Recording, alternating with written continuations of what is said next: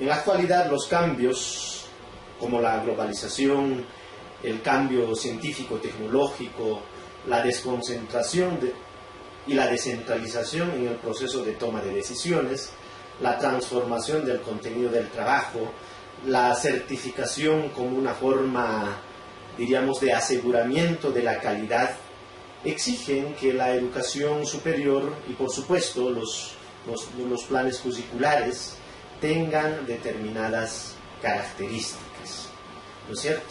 Estas características exigen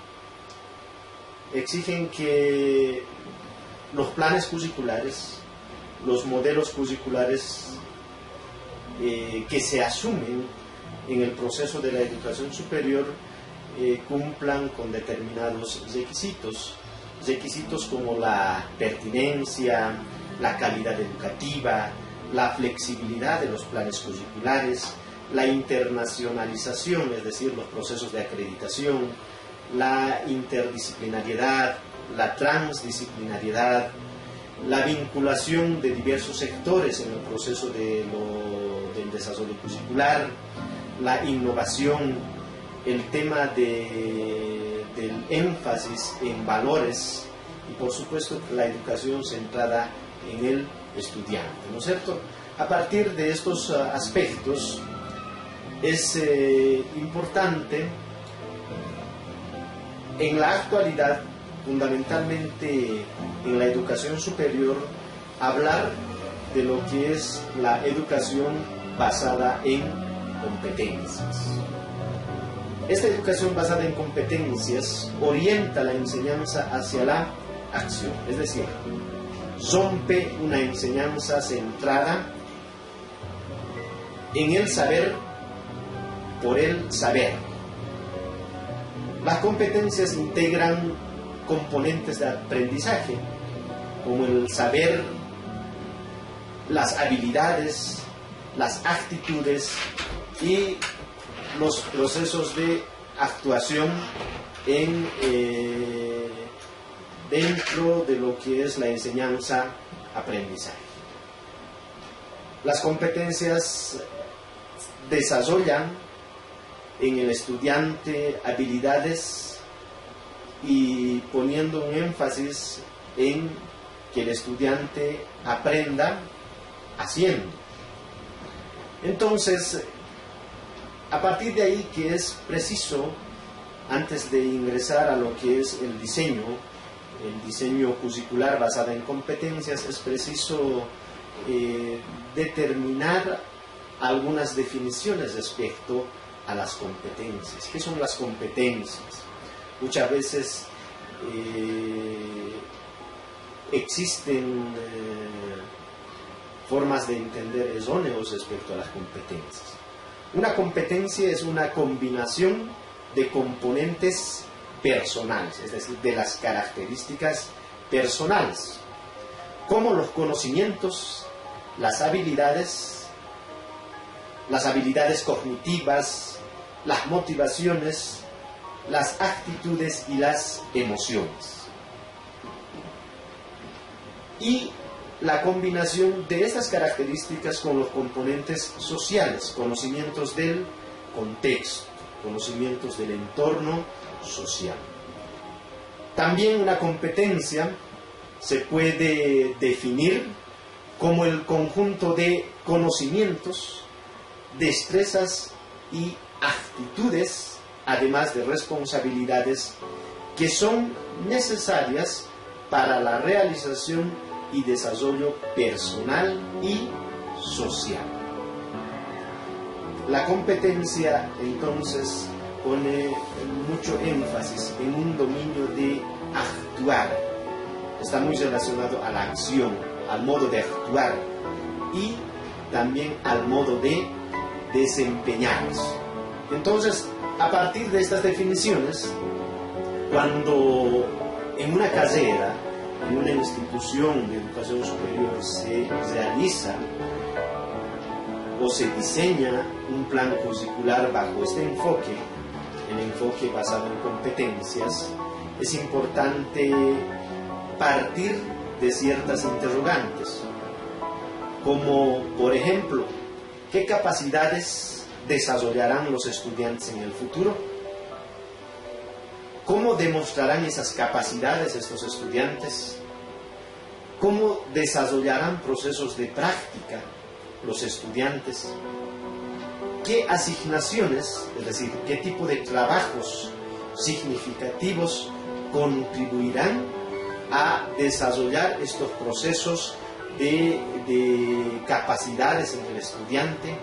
Y por supuesto que es importante preguntarnos, antes de diseñar un plan curricular bajo este enfoque, el tema de evaluación. ¿Qué tipo de evaluación se relaciona en mejor forma en cada capacidad?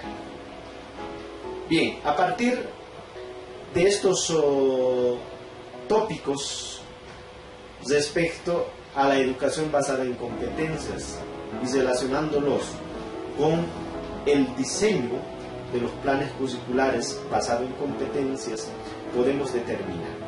Entonces, diseñar un plan curricular bajo el enfoque de competencias significa relacionar varios tipos de saberes. Se habla de 4 saberes, ¿no es cierto? El saber conocer, el saber hacer, el saber ser, y existe un cuarto saber, el saber convivir. Entonces, es la integración de estos 4 saberes, la educación o la formación basada en competencias. Y por supuesto, cuando se elabora un diseño curricular, se debe elaborar tomando en cuenta estos 4 saberes, de modo que se pueda promover al estudiante, al futuro profesional, determinar y fortalecer estos 4 saberes. En base a ello, a continuación determinaremos las diferentes fases, las diferentes etapas que se debe seguir para realizar o para diseñar un plan curricular basada en competencias. Se habla fundamentalmente de 15 etapas que se debe tomar en cuenta a la hora de elaborar un plan curricular basado en competencias. Iremos desglosando cada una de estas etapas. La primera etapa, la decisión de las autoridades sobre el proceso de cambio en su carrera y la socialización de la misma a los docentes. La primera etapa está relacionada a la determinación de las autoridades de una institución, de una carrera, para diseñar un nuevo plan curricular. La segunda etapa, definir un equipo de gestión curricular. Esto se debe realizar al interior de la carrera.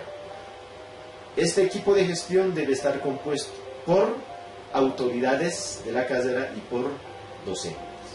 La tercera etapa, la elaboración de un plan de proceso de cambio. Es importante planificar, ¿no es cierto?, el proceso de la elaboración de este nuevo diseño curricular. La cuarta etapa, el diagnóstico inicial, que consiste básicamente en conocer la situación actual de la institución de la carrera. Se conoce también como el diagnóstico interno. Etapa 5, el estudio de contexto. Determinar las necesidades del medio, de las instituciones y del entorno social que tengan relación con la carrera. La etapa 6, la realización de la mesa multisectorial.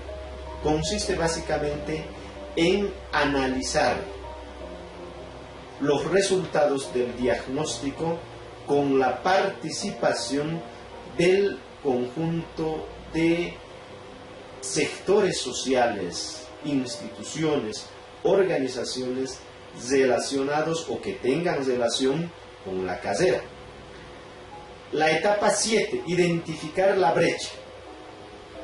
es decir, las diferencias entre el diagnóstico institucional y las demandas que se han determinado, que se han detectado a partir del estudio de contexto.